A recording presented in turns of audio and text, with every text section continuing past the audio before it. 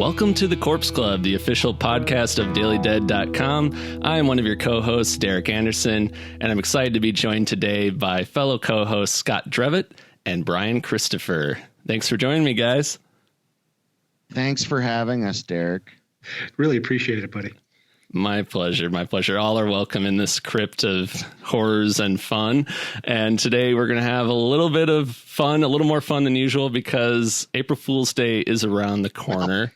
Listen, don't go making promises you can't keep, okay? Hey, I like to sell it big, all right? Listen, that's a lot of pressure. I mean, it's a low bar, mind you. I'm just saying. Under promise and over deliver. That way no one will be disappointed. Well, we hope this episode will be fully adequate. Oh, I like that. I think we could put that on the product. So for our fully adequate episode with April Fool's Day right around the corner, yes, I'm going to use that as a name for a rock band.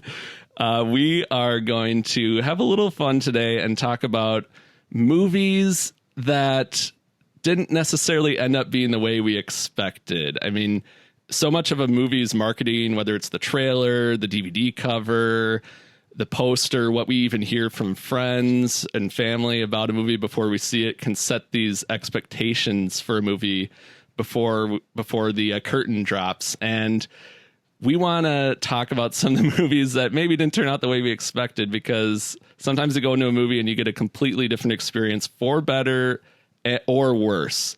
So it's kind of like horror has an April Fool's joke on us all year round sometimes, and that can be a good thing or a bad thing. So, Bryan, this was your great idea. So why don't we start with you, and you can get the ball rolling on our April Fool's Day themed episode. Yeah, before you get going, that was beautiful, because now it's on him. It's like, Bryan, you got us into this. Why don't you start? Super. All right. So, yeah, the movie I'm going to start off with, and I feel like this deserves a little bit of an introduction. Anyone who knows me knows I am a very big Friday the 13th fan. It's probably my favorite of the big four franchises. I realize it's stupid, but it's like a bag of potato chips. It's just, one of my favorite horror movie comfort foods. So I love every one of them from 1 to 8. You all know I have a soft spot for New Blood, Scott, whatever. What's that? Sorry? So I guess this would have been around 8 or 9, because I think this was around 93 or 94. And the very first Friday the 13th movie that I could ever anticipate was scheduled to come out on video. And this was the one where they were going to kill Jason. Jason Goes to Hell, the final Friday. And so it was one of those, it was the first time I got to anticipate one of these movies. And I kept going to the video store, and it kept not being there. Someone had it out. For whatever reason, they only had one copy of this thing. Of course, there were other horror movie fans in the area. So I must have been going back to that place for, I don't know, had to have been 6 or 7 weeks, and it still wasn't there. So finally I go, it's there. I'm thrilled. I pop it in, it gets going. And, the first scene is so promising. It's that, classic Friday the 13th, person's in the cabin. He pops up, chases her into the woods, and then there's this left turn where these lights come on, and it's the FBI there waiting for him. It's this big shootout, and it's I'm 9 years old, and I'm like, this is awesome. It's a Friday the 13th movie, but they've completely upended it. Little did I know that by upending it, they were going to then make it so you do not see Jason Voorhees for the next 90% of the movie. And instead of getting a Friday the 13th movie, you get this odd body swapping, homoerotic shaving, weirdly sexual climax of a just awful dumpster fire of a movie. Like, I don't I won't begrudge people, and in this case, Adam Marcus, he had an original idea. He wanted to run with it. For me, the Friday the 13th franchise is not the arena where you want to take a weird idea and introduce it in the final or what's supposed to be the final installment. And so I don't know. I guess after all these years, that disappointed 9-year-old still sticks with me because I've given it multiple opportunities, and every time it just makes me grind my teeth. Oh, Bryan, you're just so wrong, though, when it comes to that movie. I would love to hear your incorrect reasons as to why. At least you have an open mind. What I love about the Friday series is that it has a couple movies like this and 5 where Jason, quote unquote, isn't the antagonist. And I think in a series that has that many movies, that it's nice to have a couple installments that, whether you like them or not, are just different enough to, spice up the series a bit. I think it's a fun movie, especially the unrated version.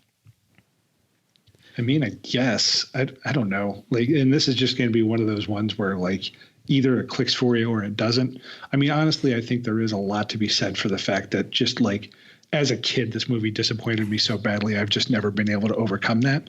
I don't know. It's just bad. It's not. There's so many disparate ideas coming together in this movie that they don't coalesce at all, much less as a Friday the 13th installment. The thing about it because I don't necessarily hate the movie, but I don't love it either. And I think the thing about it is it's misleading on so many factors. Like you have what might be the coolest poster and VHS cover art of the entire Friday the 13th franchise with this demon snake coming out of a chrome Jason mask. And there's flames everywhere. And it literally says Jason goes to hell. So I'm going into this because I rented it for the first time for one of our scary movie marathons. We had watched all the Friday the 13th leading up to this over a span of a few years. And this was probably, I didn't see it for the first time until probably about 10 or so years ago, maybe 10 or 11 years ago. And there wasn't a lot on this movie. There was, I think it's found more of a following in recent years, but there just wasn't as much content that I at least saw for this movie ahead of time. So I had no idea what to expect. And I literally thought, okay, they're gonna, the whole movie's gonna take place in hell. And especially after that opening that you mentioned, I think it's a great opening. You have Jason literally explode, and you'd think, okay, this is a perfect opportunity now where maybe he'll go to hell, maybe he'll fight victims that he sent there previously. There's so many directions you could go with it. And then, like you said, it just goes in such a 180 that you're you almost forget you're watching a Friday the 13th movie. Yeah, and in most cases, I'm all for trying something different, and that will actually come up in a later choice of mine where going in a very different direction I thought really made it a better film. But here, I don't know, man, if I'm reaching in for my bag of potato chips and I pull out, I don't know, hummus, I like hummus normally, but if I'm reaching in for something crunchy and salty, and I wind up sticking my hand into a mess of goop, then I'm going to be upset about it.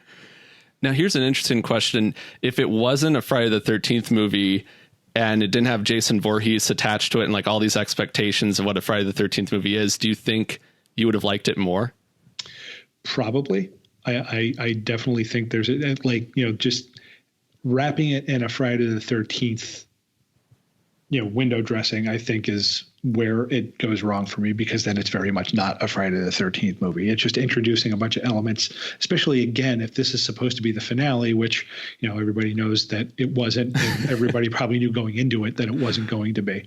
But it was just the way all this stuff came together, the expectations, the execution of the direction they went with it, just like the explanation that the whole shaving scene, I certainly don't want to yuck anyone's yum, and I'm a firm believer in that every pot has a lid. But if the argument was that there were there was too much naked women in Friday the 13th movies, according to Adam Marcus, which is an incredibly valid point. If his answer to mix it up a little bit was to strap a balding middle-aged man naked to a table and have another man ritualistically shave him, then I think he might have made a zig where he should have zagged. So when you were talking about new elements, though, do you mean like new elements like telekinesis? Oh.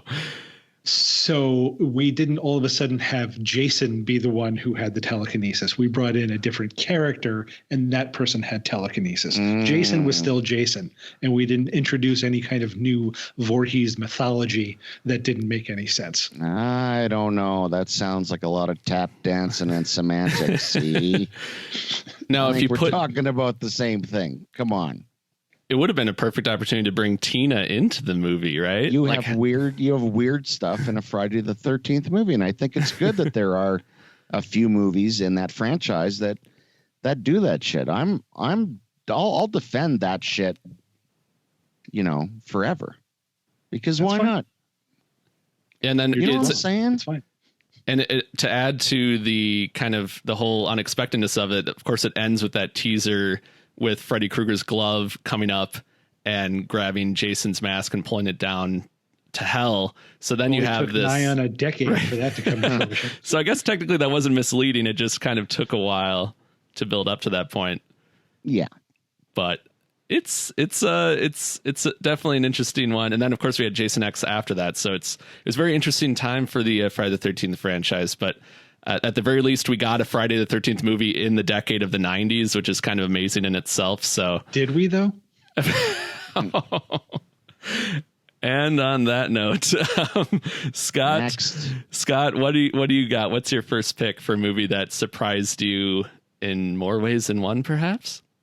Well, you had brought up marketing earlier, and my first pick, Magic, is a classic example of misleading marketing. Not misleading, but a different type of marketing that really has nothing to do with the movie itself. So when the movie Magic was coming out, there was, and I'm sure many people have seen this, the TV commercial with, for those who don't know, Magic is directed by Richard Attenborough, and it was with Anthony Hopkins and Anne Margaret and Burgess Meredith about a magician who isn't having a lot of luck. So he takes on a ventriloquist act, and it turns out that he has mental issues, and the ventriloquist dummy that he uses, Fats, starts to take over his personality. It's a very interesting, cool, psychological thriller. Now, the commercial, I remember I was 8 years old, and the screen goes from black and it fades in with the harmonica playing in the background, and it's the dummy. And he does a little poem, and he's looking straight at the camera, and it's in the voice of Anthony Hopkins. And when he's done saying his poem, the eyes roll into the back of his head. Now, that commercial, and apparently a lot of other kids my age, when it would come on TV, terrified us. As soon as that commercial would start, I would bolt out of the room. Yeah. So now, of course, I was a big, film buff with my parents, and we would go to the theater quite often. So I got them to take me to see Magic, and they wanted to see it too. And when you're 8 years old, Magic was not the movie that the commercial was advertising.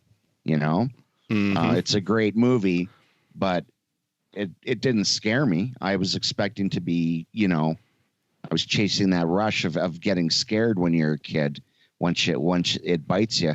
And the movie didn't, but Jesus, the commercial, if I put the commercial on right now, I may not run out of the room, A, because I can't run, but B, also because,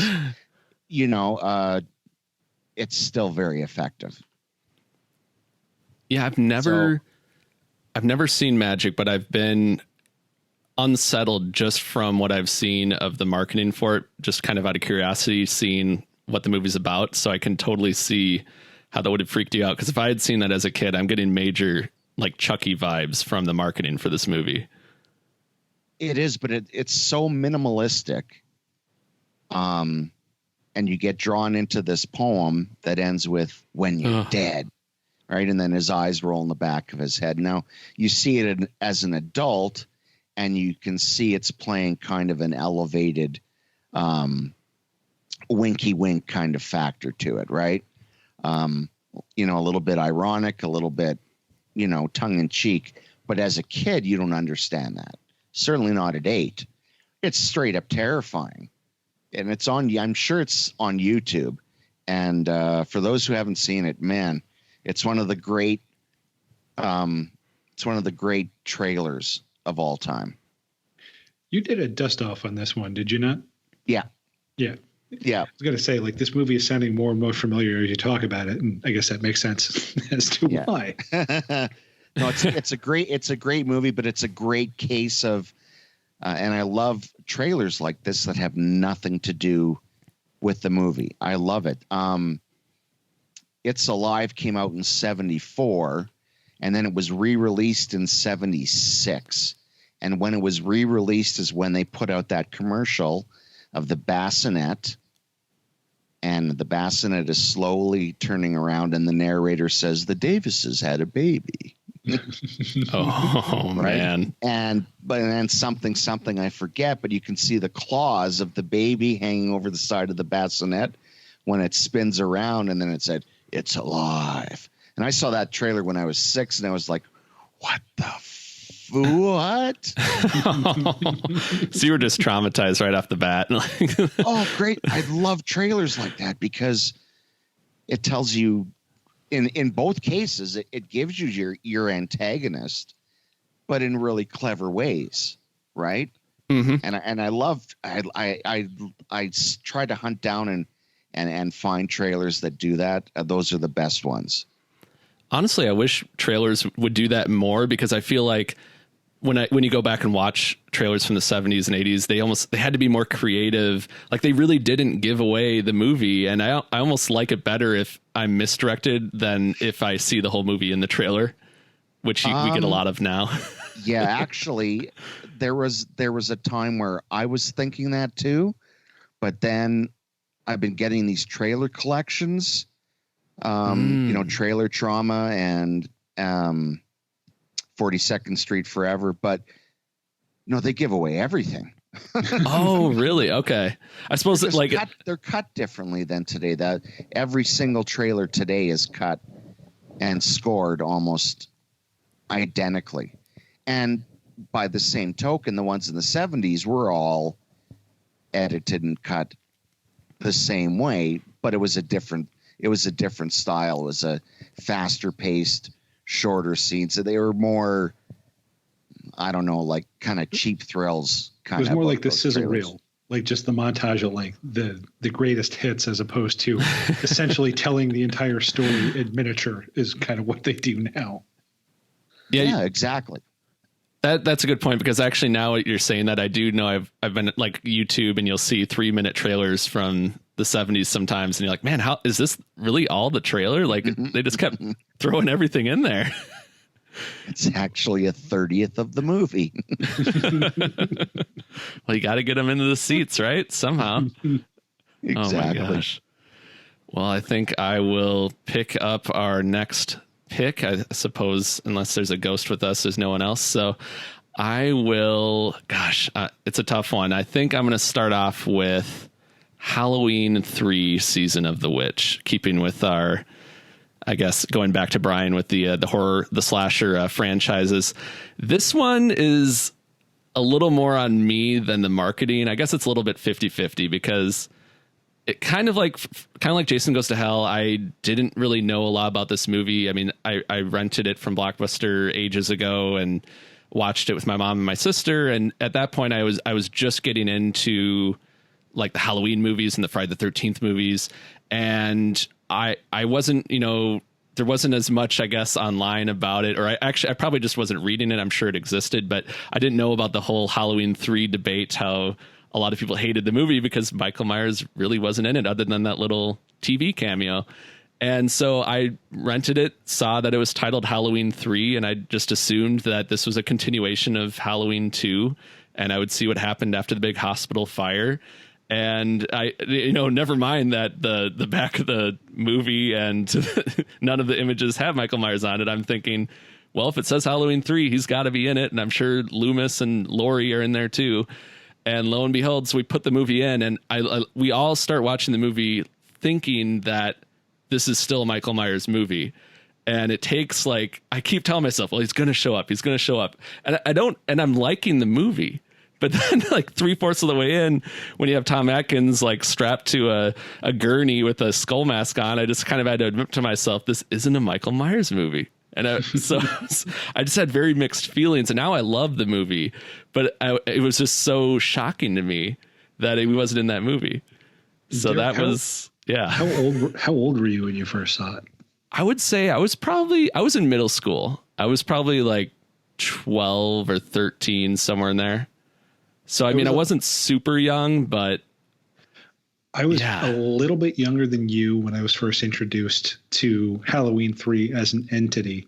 And if anyone's listened to, because Scott and I did a bonus commentary for Halloween 3, and I told this story, my introduction was actually through the movie novelization of it when I was around 9 or 10. Really? So imagine being 9 or 10, having all the same expectations of Michael Myers being involved, but having that play out over the course of reading an entire book and being 10 pages away from the end going well, he's got to show up now. Surely he's the source of the Silver Shamrock's power. Exactly. Yes. He must be the big bad. He's the man behind the curtain, and in fact, no, he never shows up. And so I will say, cut me some slack because I was 10 at the time. I fell into the trap of thinking that it was a bad movie because Michael Myers wasn't in it. I have since very much come to my senses. And Scott, I will use this as an example of a movie that it might be under a certain brand, but doing something different with it actually proved to be very, very fun. It's actually to the point now where this is probably the one I would prefer to watch out of the whole series. And that's including the original, partially just because I think I've seen the original so many times that, the 3 still has a bit of a novelty for me. And, it still brings something a little bit newer to the table. I won't argue that it's a better movie than the original. It's just one that, at this point in my life, I had a little bit more fun with. Yeah. Okay, kids, now gather round and I'll tell you when I saw this movie. I was 12 years old and I saw this at a drive-in in San Antonio, Texas, Christmas of 1982. And it was on a double bill with The Thing. Oh my gosh. On Christmas Day?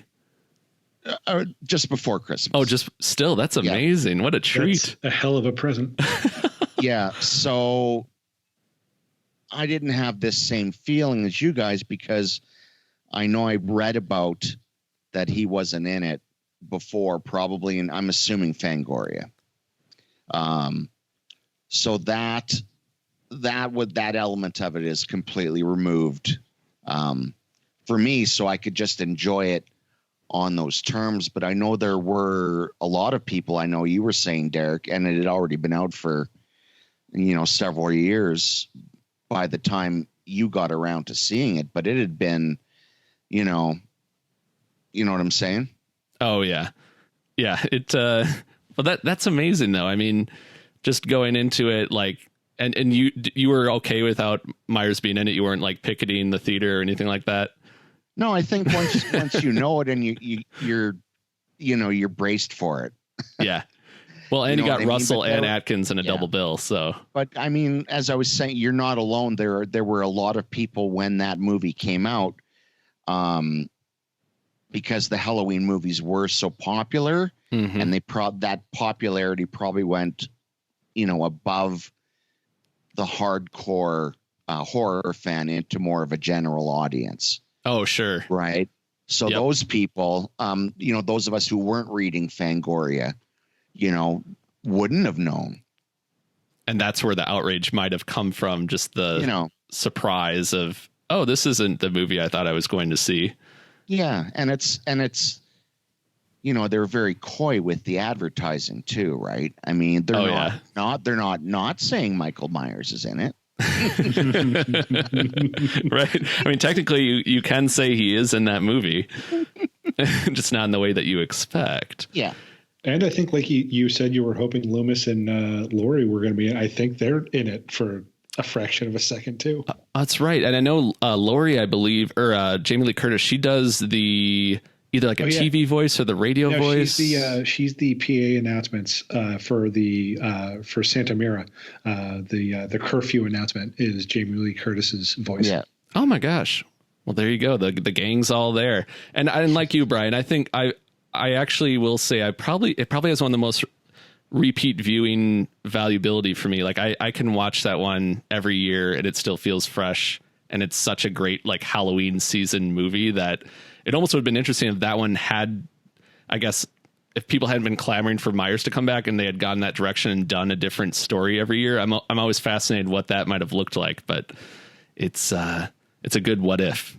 At least we have Halloween. To have seen that. Yeah, I would have liked to have seen that alternate universe where those movies exist, where it's like these B movies kind of get more of an A budget treatment, not necessarily a budget, but like it's still Dean Cundy doing the cinematography in part 3, correct? Oh yeah. So like, that kind of thing, giving that kind of attention to detail to something as goofy as, a bunch of old Irish witches killing a bunch of kids with rigged Halloween masks, like giving that kind of budget and attention and artistry to that kind of premise. I would have loved to have seen that happen in more of a anthology series like they were planning on. Well, that's a pretty good year for Cundy though, eh? For shooting the lens there. That's a pretty good that's a nice twofer there. That's a good one to put on your resume. It stands the test of time. And with that, Brian, I think it's back to you since we're doing the skeleton crew on this episode. So what is what is your second pick? So I think we'll go to one that took a turn that was a little bit more positive for me. I would say a lot more positive. And this isn't so much the marketing per se, because the marketing didn't mislead us. It was more just what the director knew was going to be the audience expectation and kind of subverting that. And this is the 2018 remake of Suspiria. And so I'll first of all preface this with I was kind of primed to be the audience that would probably best take to a remake of Suspiria, because I'm one of the folks who the original doesn't click with me, and I don't at all mean that in a way of like it's not a good movie. It's just not my particular flavor. It just I can appreciate Argento's artistry, and it is definitely a masterpiece of cinema, but it's just one that doesn't connect with me on an emotional level. It's not one that I tend to go back to. So seeing some of those elements kind of framed differently with the dance hall or the dance studio, and kind of bringing different elements to that, bringing the historical context, and I think what the director Luca, and I'm going to butcher this, Guadagnino, what he brought to it that really kind of shook me and pushed this movie over the top was his ultimate portrayal of Mother Suspiria. Whereas in the original, Mother Suspiria is just kind of your straightforward evil witch entity. He takes a different approach with her here, and she kind of turns into something that is very dark, but I wouldn't say is evil. So she's kind of the type of woman you don't want to cross, because she will literally blow your head up. But she also has a sense of fairness and justice. And even, as we see in that last scene, where, she kind of gives some some soothing words to the old man, played by one of like four characters that Tilda Swinton plays. She's just a very different entity, and I just thought the way he approached that and making that twist just made the movie a lot more interesting for me, and I really enjoyed the way he kind of twisted that in the end. And twisting's a good word. Yeah, exactly. No, it's a great movie, and as you're saying, it's completely different, really, from the original. But I think why it did so well and resonated with people is because so much time has elapsed between Argento's and this one. We're talking 30 years, 40 years, 40. Yeah. Wow, 40 years, 41 years, because I think 41 years, right? That by the time it came to this one, as far as horror fans went, Argento's name is as big in North America as it is in Europe. Time has been kind to several of his movies of a certain period. And so I think going into this one, just the thought alone of this movie being remade and how would it be done, certainly I think piqued a lot of people's curiosity. And then for it to be as good as it is and different, was like this great bonus. Mm-hmm. Yeah, I think it's the perfect recipe of doing a remake, but also still having your own movie. So you're like respecting the source material, but you're also taking it in a different direction, but not making it entirely just a movie in name only either.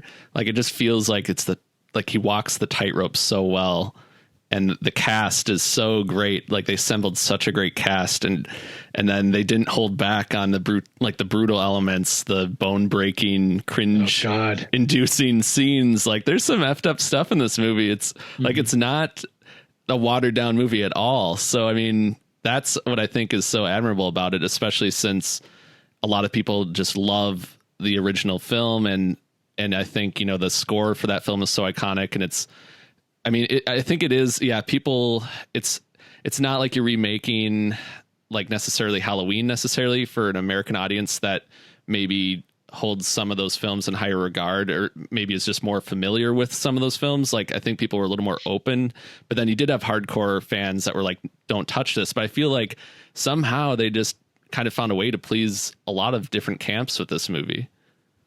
And it was different than I think a lot of people expected, especially for, a movie that comes out and you might think maybe they're going to go a little more art house with it and hold back on some of the violence in it, but no, they do not. Yeah. Well, here's the thing is, I think it's really well made, right? So because it's really well made, of course, it's a lot harder to just dunk on it. Right. If it had been poorly made, then it would have been an easy dismissal, right? But because it's so well made, there are certain things about it that are hard to, dispute, I think. And Scott, I think you hit the nail on the head with that, Scott, because I'm trying to, you try and figure out what the formula is for a remake that's not gonna just have a bunch of people dunk on it, because you do have to worry about, like, is it going to be too close to the original that everybody's like, well, that doesn't need to exist, or is it going to be too far away that people are going to say, well, it should have just been a different, just making a different movie. But Scott, like you said, like, it just needs to be a good movie. If it's a good movie, then you're probably not going to have to worry about any of that. The formula might not be so much about like worrying about what came before it, but making that movie so good that it doesn't really matter if it's too much like the original or not enough like it, that people will just enjoy it for what it is. Yeah, like the negative reviews that I did see about it weren't comparing it to Argento's, because you really can't. I mean, there are certain, the basic story is there, or the themes are there, but so the negative reviews that I would see of the movie would be just judging the film on its own merits, which, I think is the ultimate goal if you're in a situation like that, right? Is you want the film to be judged on its own merits. And that one definitely does. And it is quite it upended a lot of expectations. Which it is interesting because it had to have been something where, like this, a movie like Suspiria, for as well respected as it is among the horror community, that couldn't have been a studio going like, oh man, we're going to make mad Suspiria money. They're not going to be banking on that catching some kind of like mainstream ticket to be able to get that kind of name recognition out of that. So I would have to imagine that the director saw something where he was like, no, I can make something out of this, something that's my own. And, I think it's something in terms of, it probably has a lot to do with, the motivation. Why are you doing this remake? Are you doing it because you want to, leech off of the name, or are you doing it because you see something with the core idea that catches on to you, but something that you want to make into your own? And I think it's definitely the case of the latter with this one. Yeah, there's no doubt that there was a lot of passion on this, and a lot of people gave themselves to the dance. Including especially that poor woman they had to drag off with hooks because she was just in like a ball in the middle of the floor. Oh, gosh. Well, with that lovely image in mind, why don't we go to Scott for your second pick, sir? All right. I'm going to cheat, and it's kind of a double feature, but it's... Hey, that's what I do. Sweet. Yeah, I know. So there's two movies. One is Blue Monkey, directed by William Fruitt, who did Spasms and Funeral Home, and The House by the Lake is probably his most famous movie. Now, Blue Monkey, when you hear that title, what are you thinking the movie is about? I would, just straightforward, maybe a blue monkey. Maybe some kind of a animal horror movie. Nature run amok. Okay, well, you're absolutely right, because it has nothing to do with the blue monkey. Instead, it is a giant mantis ant type creature that comes from a flower from Micronesia. That's what I was going to say. That was my next pick. That was your next guess? Sorry, yeah. I'm sorry, guys. I didn't mean to step on you there. Is it code for that? No, it is mentioned, and I'm actually doing a dust off on it. So, oh, nice. It's mentioned in the movie, by one of the children, actually the one played by Sarah Polley in one of her very early performances. Oh. But it has no bearing on the story whatsoever. This is a throwback to a 1950s, mutants run amok, government meddling type movie like Them. It's a throwback to that. But Blue Monkey, I have no idea other than one of the kids uttering that phrase. Did they look at the camera when they said it? Oh, she said it. Do you get the sense that it was something like a Cloverfield where they were like intentionally being obtuse about what it was about by calling it that? Or do you think it was like that was the working title and then they just didn't think to come up with another title? No, the only further information I had is that they wanted to call it Green Monkey. Oh, well, that makes sense. But apparently at the time, green monkeys were associated with the transmission of AIDS. So they changed it to Blue Monkey. Now, if you're wondering if there's any green monkeys in the movie, that would also be wrong. Just a total misdirect there on the title. Yeah. But anyway, again, what you're advertised and what you're given are two different things. Luckily, in the case of Blue Monkey, you don't get the Blue Monkey, but you get Steve Rails back. You get John Vernon. You get Joe Flaherty and Robin Duke. Robin Duke, you buried the lead on this one, man. Why are we talking about Blue Monkey when there's Robin Duke? That should have been the title. Robin Duke. And it's just a fun little movie, but it's one of those where the title has nothing to do with the movie. Now, the other movie that I'll talk about is Evils of the Night, directed by Marty Rustam, who produced Tobe Hooper's Eaten Alive. Now, Evils of the Night is a cheap-ass film. I saw it in the theater, I think, in 84. And it's just about at a mechanic shop in some podunk little town. And these space vampires come down. One of them's played by Tina Louise. John Carradine's in it, of course. Aldo Ray, of course.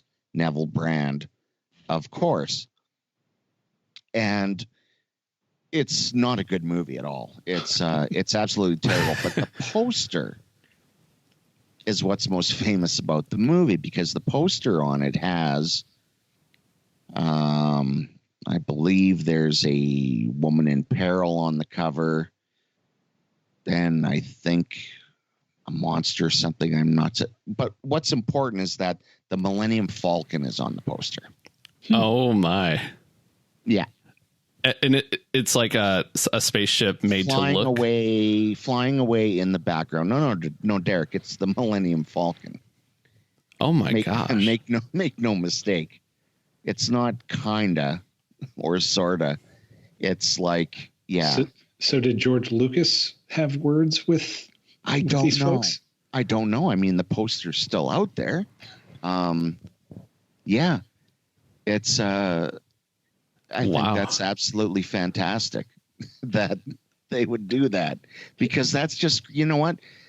I like a little bit of showbiz hustle in my filmmaking and my distribution. You know what I mean? You pays your nickel, the curtain comes back, and you get your show. Like, sell it to me.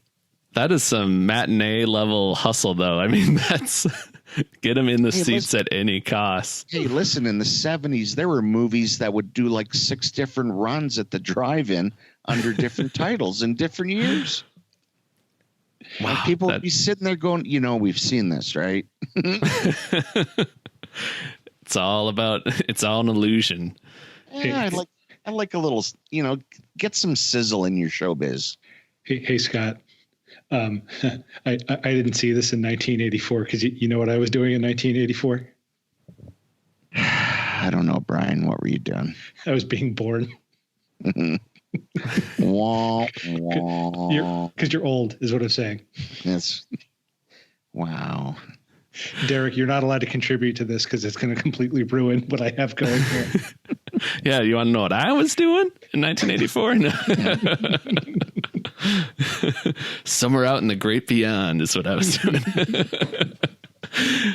Well, I was in the Millennium Falcon. That's what I was doing. I was flying around. Okay. Well, we'll step out of the drive-in for a moment, and I'll take us into the 2000s with my next pick. We talked about this movie on a not so long ago episode of Corpse Club, and that is Black Christmas from 2006. This is one that I did not see it in theaters, but I remember the marketing for this one very well, because I believe the movie came out it came out like on Christmas Day. So how cool is that it actually, a Christmas horror movie came out on Christmas in the US. I mean, that's the greatest gift of all. So that in itself is really cool. But I remember the commercials and the trailer for this had a ton of footage that was not in the final movie that everyone saw. And I was originally kind of confused because there's some major kill scenes that were marketed. Like there was one of the characters had a shotgun and saying Merry Christmas, some other effort. And there was another iconic kind of image of someone being dragged into almost like a corn thrasher or like a lawnmower or something like that. Like all this different stuff. Do you guys remember all this footage that was and then I see the movie and a lot of the stuff isn't in there. So then I'm wondering, well, what movie was that from? it was the Black Christmas that never was, because apparently the Weinsteins were kind of put their foot down, as they did on a lot of movies, and basically said you need to film these additional scenes to like help market the movie. So like all this stuff was filmed strictly for the marketing of the film rather than the film itself. So it's kind of like a really crazy misdirect. So when I finally did see the movie, it was just a very kind of surprise. Like I still enjoyed the movie. There's still a lot of eye gouging in the movie, almost like a disturbing amount. There's a lot of eye trauma in that movie, isn't there? Yeah, there is. A lot. So, that's the gift that apparently keeps on giving, that Uncle Eddie would approve of. But that was, it was surprising though, because I was like, it just seemed like a lot of the movie was either missing or was just kind of lost to the ether. So, it was interesting to see that for the first time and kind of get a different experience.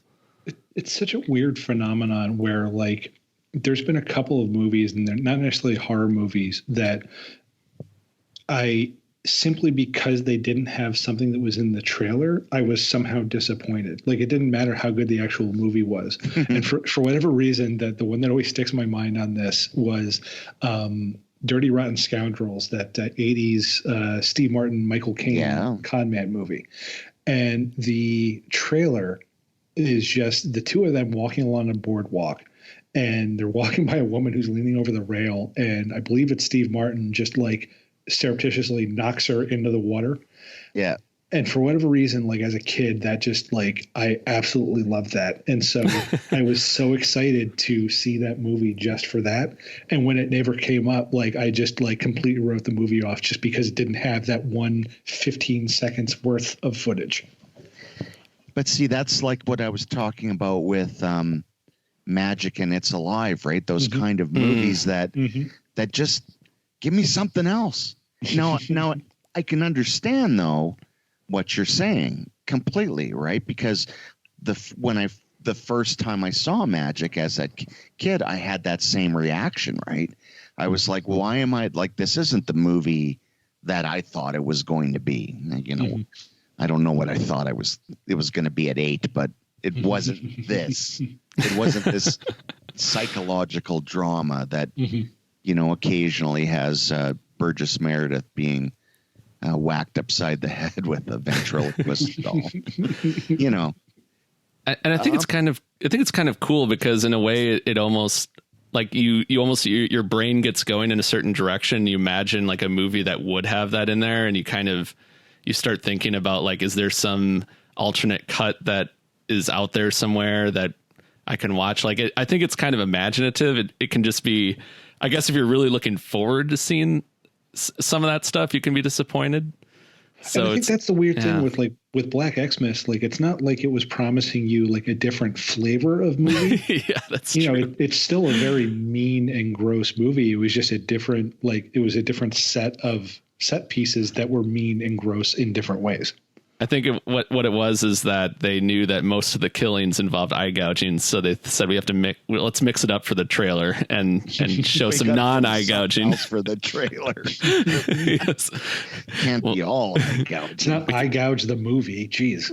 We can use the flesh cookies. Great title, actually, eye gouge the movie. That was actually, I'm sure that maybe that was the original title. And thank you, Brian, for Black Xmas, because I always forget that technically is like the way. That's kind of what sets that movie apart from the other Black Christmases on how to differentiate it. Well, honestly, if that's the only thing you can do to differentiate it, then that's on the movie. That's not on it. Yeah. I mean, I'm not going to get all facetious, but the only thing I'll say about Black Xmas is that in its favor, it is the best looking Black Christmas movie. I will say, I think it's very like slickly directed. I think there's a lot of good camera work and stuff. It's a very like energizing movie. No, like it's a beautiful looking movie, but that's all I'm going to say. I mean, the stuff that comes out of their mouths and everything that occurs in those beautiful frames, I can't really get on board with. But it's it's the best looking Black Christmas movie. Well, and that is a gift in itself. And with that, I'll pass out the flesh cookies, and we'll go to Bryan again for your third pick. It's kicking off round 3 of our April Fool's Frights a-thon. Sounds like a fundraiser. Is that what we're going with? Just rolled right off the tongue. That's what we went with, eh? He said confidently. That's catchy and short. Are we going to be able to fit that like on the website? No. Kind of sounds like I'm saying we're the Blues Brothers band, or I can't remember the whole thing, but yeah, I guess that is the name anyway, so I ruined that. So anyway, my third pick. To introduce myself. So this third one isn't so much marketed for the worse or the better in terms of setting my expectations, but it's more that it wound up kind of traumatizing me. And this last pick is Inside, the 2006 or 7.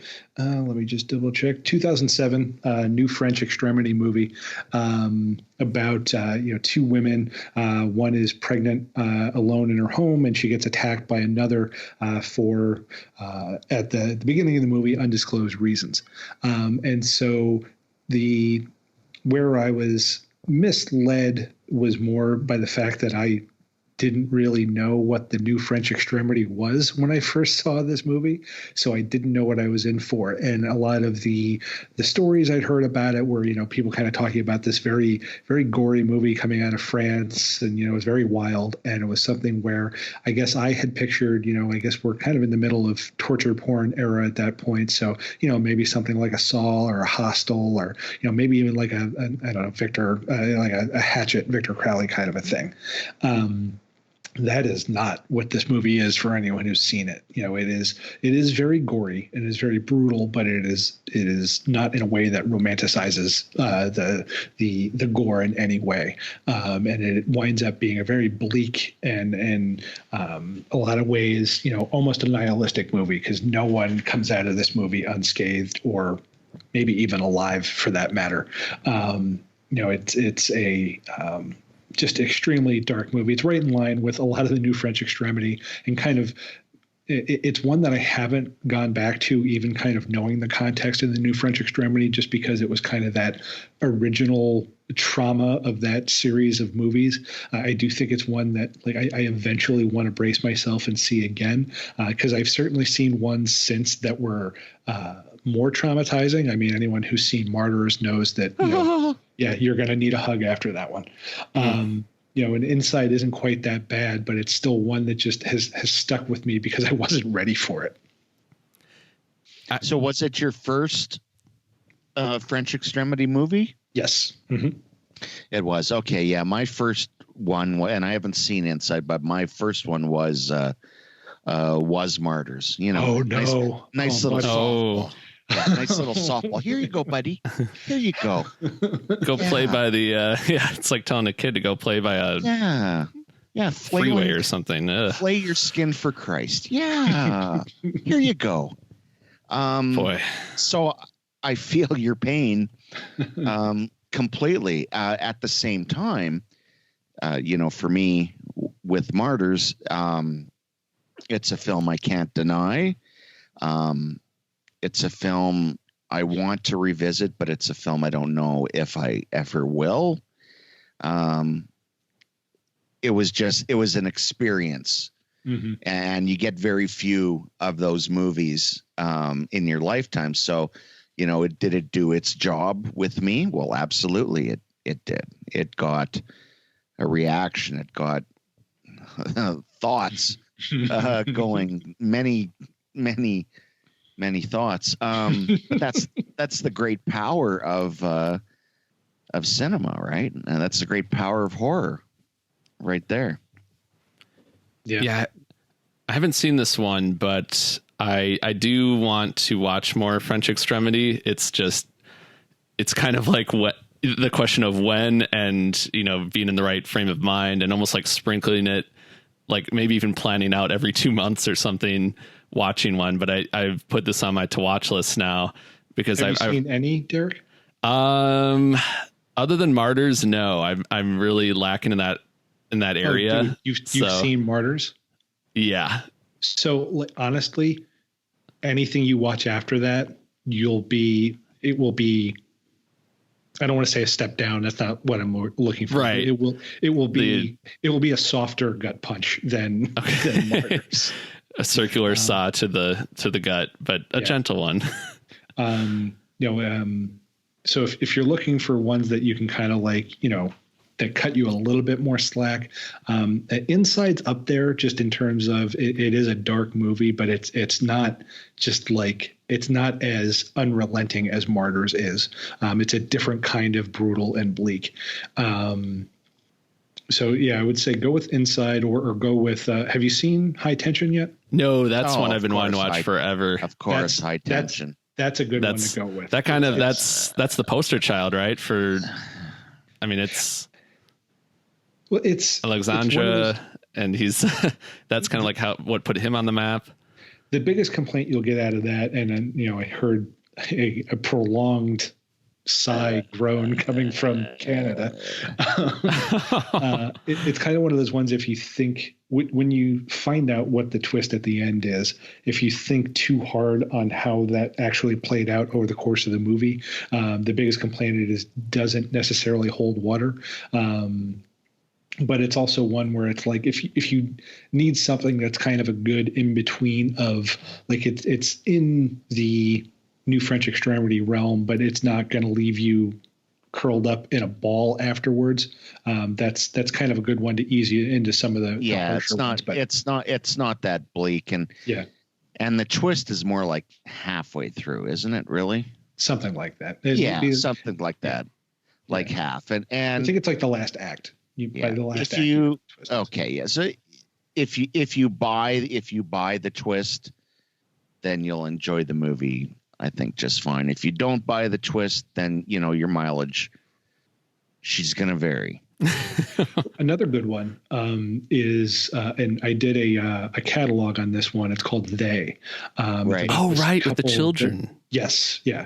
And it's, in a lot of ways, it kind of follows the trends of New French Extremity, but it's one that does so in a way that's not necessarily as like, dude, you've seen Martyrs, so at this point, like, it's all going to be, if you could withstand that, you're fine. I'm pretty much. I think I'm actually excited now. If you say everything is like less than Martyrs, then I'm ready to go. I think the only one that I would say would probably be as unpleasant to watch of the mainstream, I don't know if it's mainstream, but Irreversible is also a pretty hard. Gaspar Noé. Yeah. And pretty much all of his stuff around that. I still haven't seen what's his latest, Climax. Yeah. Oh, right. The dancers, right? I'm told that's probably his least nihilistic of the ones he's done. It still goes off the rails quite a bit, but it's not quite as in your face with the, like, let's see how unpleasant I can make this experience for you. Well, hey, if we're just gonna list off nasties that'll bring you down to no end, then how about The House That Jack Built? Oh, I've not seen that one yet, but I know it was recently released by Scream Factory, the unrated version. So yeah, with Matt Dillon as a serial killer. Mm. Okay. I've heard. I know what you're talking about. I haven't seen it. Yeah. Not really for me. Is that in the New French Extremity? Did Matt Dillon dip his toe into the New French Extremity? I think having him in it softens it as much as it can be softened, just by the fact of who he is, right? I mean, a mainstream American actor, right, doing these things that he does. And he's very good in the role. Don't get me wrong, but you're not getting that gritty documentary feel by having him in it, right? Mm-hmm. Having said that, it's there's deplorable behavior in it. I mean, he makes a tit wallet, so I don't see what the big deal is. Yeah. So, I mean, there is a satirical element to it, but it didn't click for me. But hey, if we're like I said, if we're just listing off ones Now, that are a total bummer. Do they actually show the tit wallet? And I don't say that in a way of like, ooh, I need to see the tit wallet.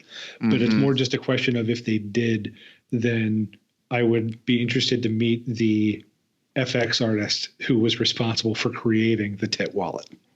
Well, sure. I mean, I don't know if Fangoria covered that at all. I don't think it was in their pages. But, Derek, did we have an interview with him on Daily Dead, or I don't believe we did. I probably would have remembered that one. But well, now that we have our sampler platter of New French Extremity to enjoy, I feel like I need to go down this rabbit hole some more.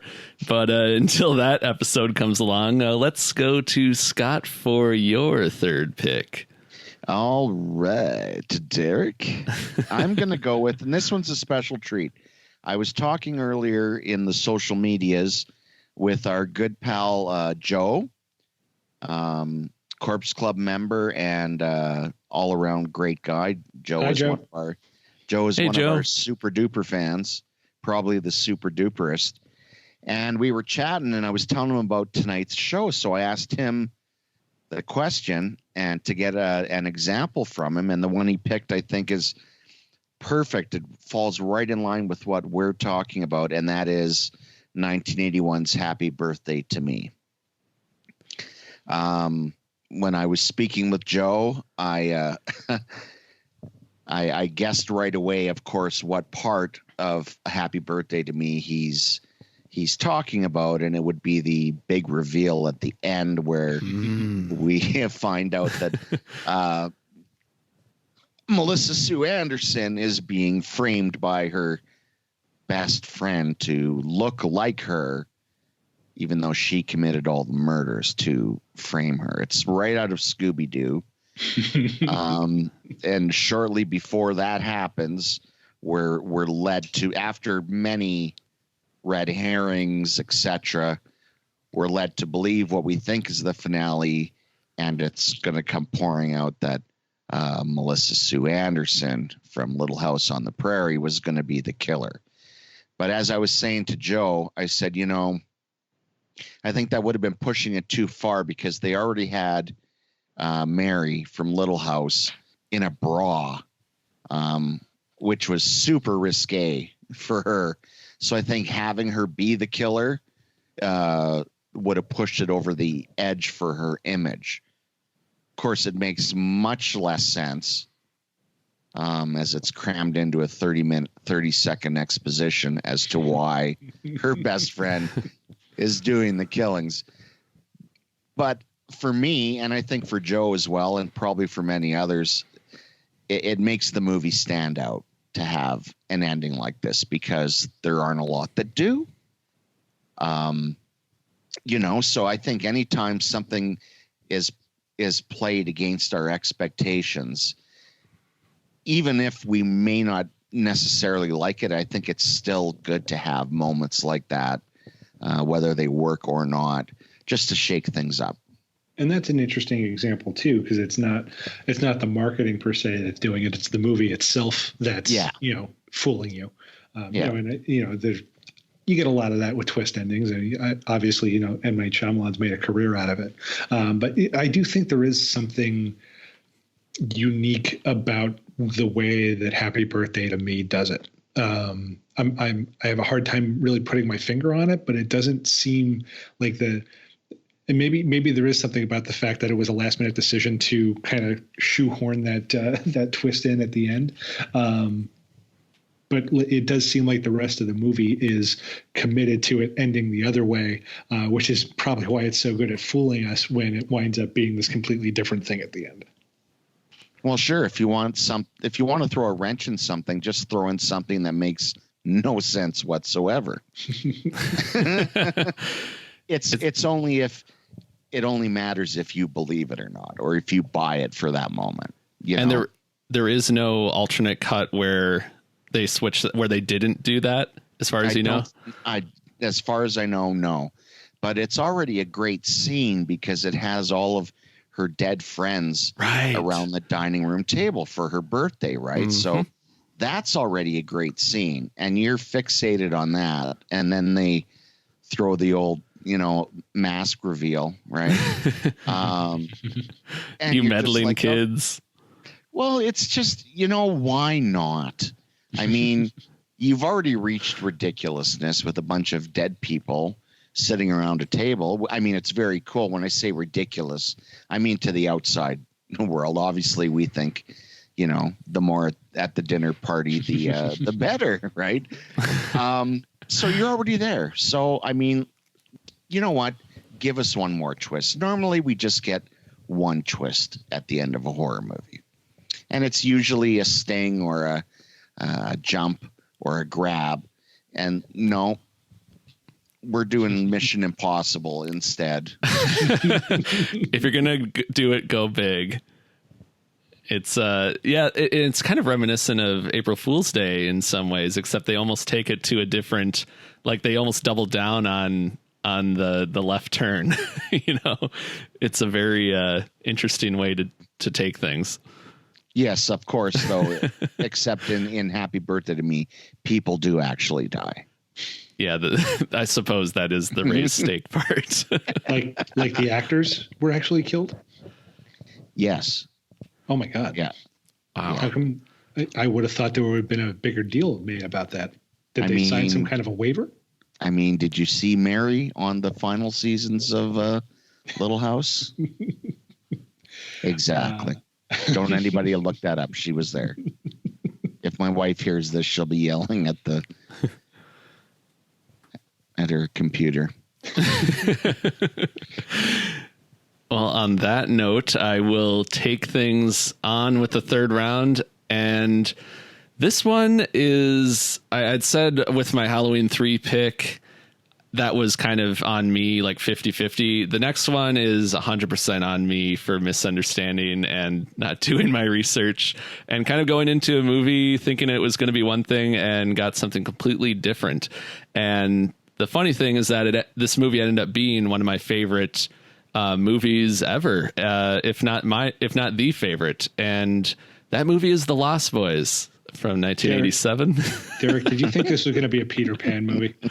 I mean, it's right there in the title. It's Captain Hook was, I guess, came out a few years after that. But what am I supposed to think? Well, it's actually much worse because. Okay, so the backstory here is that when I was in high school, because I didn't see The Lost Boys until I was like in high school, and it didn't seem to ever be on TV. It wasn't like for whatever reason the Blockbuster down the road did not have it. So as far as I know, because I'm sure if I had seen that, I would have like been, oh, I got to watch that. I would have watched it a lot earlier. But this was something where my friend and I in high school, we would just always talk about horror movies, and we were like, we didn't really know all the movies from the 80s yet. So we were kind of talking about like, yeah, I think this movie's about this or that. And for whatever reason, he was telling me, like, I did a year of track and field and we were just kind of walking around the lab, working hard. And he was like, yeah, this movie called The Lost Boys. I'm like, yeah, I think I've heard of that. And he says, yeah, it's like the substitute teacher comes into the school and like the class like is they're like really like dead students, and like he's got to come in and like they're trying to take him out. And so for that, it almost sounded more like a zombified version of Class of '84 for some reason. And so I think I like blind bought it at a Best Buy and didn't really do any other research before putting it into the DVD player, and got something completely different. Had no idea what I was getting in for. But I'm actually glad I watched it that way for the first time, because it was so different than I expected. And I absolutely loved every minute of it. The boardwalk, the vampires, the 80s fashion, Tim Capello. See, I do learn. And that saxophone. So yeah, so it was a pleasant surprise, but I completely just kind of from my own ignorance, I guess, just did not know what I was getting myself into. And the joke was on me. Do you know what the saddest sentence is in the English language? What might that be? Me and my friends were not familiar with a lot of 80s titles. That I'm sure I will be experiencing that when people are talking about the 90s and 2000s and sorry, Disney Scott Channel. Can't take your call right now. He's turning to dust and floating into the cosmos. I infinity stoned you. I'm so sorry. I can see maybe that's the real joke here, but. Well, just think, Scott, when you were saying the same thing about movies from the 30s and 40s, they were a group of elderly people around you. 30s and 40s? You know what, Brian? I do not need this existential crisis right now at this point in time. So what, like... Think happy thoughts. 20s? You're bringing me down, man. I'm not even mad. I'm just sad. Love you, buddy. We just need to become vampires and we'll never have to worry about we can live forever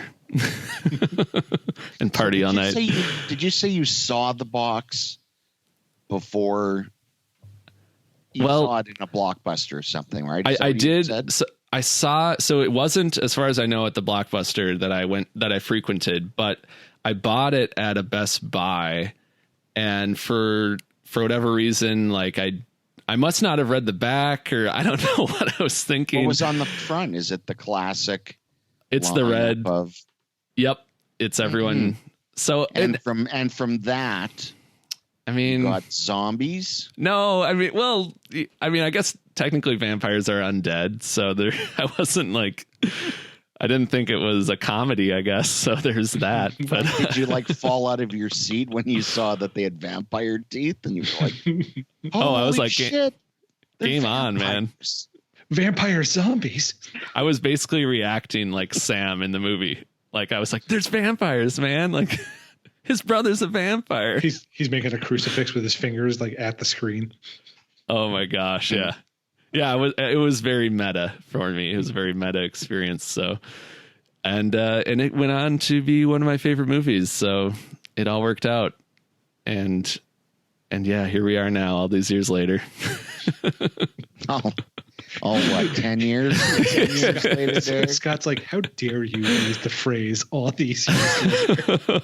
What is it, 10 years later, Derek? I'll put that phrase on ice for a while. yeah, give or take, about 10-ish. 10 years ago. Well, when 10 years is, close to 50% of your lifespan, then that seems like a really long time. And you want to know, it's not like I saw it 33 years ago or anything. What's really crazy is that I only had to wait, like, after I saw the Lost Boys, the first Lost Boys, I only had to wait like a year to see the sequel, The Tribe. Oh, so like I watched that within a year of seeing the original Lost Boys, which is even more trippy. Bad news being that you then had to watch Lost Boys: The Tribe. I had to wait decades for that, and I longed for it. I took the shortcut. I looked in the Terror teletype in Fangoria every month to see if there was going to be a new Lost Boys. To see if Joel Schumacher, because originally they were going to do I know Joel had been wanting to do the Lost Girls, and like that could have been like a whole another movie, but yeah, just never panned out. That would have been too interesting, so they just made what they actually came up with. Well, it's kind of like it's another one of those great what ifs. We could do a what if episode, and we could talk for hours about things that could have been. Actually, I'm told if you want to see a recent release, I think it's called Bit, is kind of like the closest you'll get to like the women version of a Lost Boys, but it brings in a few different elements because I think the lead is transgender, and I'm told it's very, very good. I still need to keep an eye out for that. I haven't seen it yet. Did you say Bit or Bite? Bit, I think. Oh, okay, because I have a movie on my shelf I haven't watched yet from a couple years ago called Bite, but I don't think it's a vampire movie. No, that's the insect one where the wife turns into an insect, and then Bit is the one Brian's talking about, and that was at Popcorn Frights. Would highly recommend it. I don't think it has distribution yet, but I could totally I could totally see Shudder or somebody releasing that down the line. and Bill Paxton's son is in it as well. So there's some good stuff there. So yeah, I didn't know his son was into acting. Yeah, we're seeing the next generation. We have like Patrick Schwarzenegger, and then Tim Robbins' son Miles Robbins doing some horror. So yeah, there's like Russell. Wyatt Russell, of course. Yes. How could we forget? Overlord. Oh my gosh, we could do a next generation of horror episode. We have all these actors passing the torch to the next generation. I'm for it. It's also it's so wonderful. But I think we've come to the end of our April Fool's Frights episode. I know we do. I think we could do this. Well, that wasn't it. April Fool's Frights scares movies on the TV and movie theater. A thon. It just rolls off the tongue. And if we can throw in some sponsors in there as well, just to make it even more smooth. We might have to do this again though, because let's get Cheez-Its. Right. Sponsor us. I like Cheez-Its. In the title, everything that would have had an S, we'll put a Z in instead. That's right. That'll Nabisco really presents the April Fool's Cheez-Its Happy Hour a-thon. And with that, another unique episode of Corpse Club comes to an end. We want to thank Bryan, our amazingly talented engineer, for making us sound good every episode, especially when I'm leading the charge. I know that can be difficult. And as always, we want to thank our listeners, including Joe and all of you who have signed up for a Corpse Club membership. And everyone who has submitted questions our way. We'd love to hear from you. Make sure to visit corpseclub.com to check out our latest episode. You can also sign up to become a member, which will give you access to all sorts of goodies, membership card, some swag, bonus content. We've got some really fun bonus content coming up. And we also have a Stage Fright audio commentary that Bryan and Scott, you did recently. So and I know you have another audio commentary around the corner, so we're excited about that. Oh yeah. It will be popping your way soon. Ooh, I wonder what that could be. Don't forget to rate and review us on iTunes. Every rating and review really does help. You can also find us on Google Play, SoundCloud. I believe we're on Pandora now, so all of your favorite podcast providers, check us out. If you want to get in touch, you can reach us anytime at contact@corpseclub.com or on Twitter at Daily Dead News or at Corpse Club, and on Instagram and Facebook under Corpse Club. Thanks again for listening, and until next time, stay scary.